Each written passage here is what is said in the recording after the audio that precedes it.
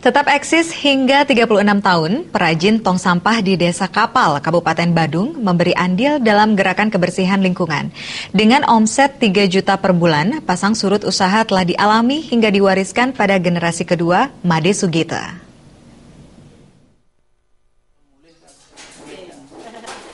Usaha kerajinan tong sampah dari drum yang awalnya dirintis kakek sepi di tahun 80.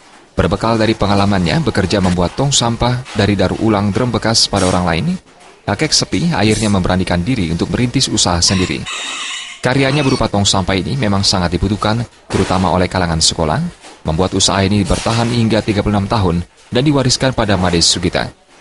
Made Sugita kemudian berupaya mengembangkan usaha sang ayah dengan membuka toko di depan RSUD Kapal di tahun 2002 untuk memudahkan akses para pelanggannya.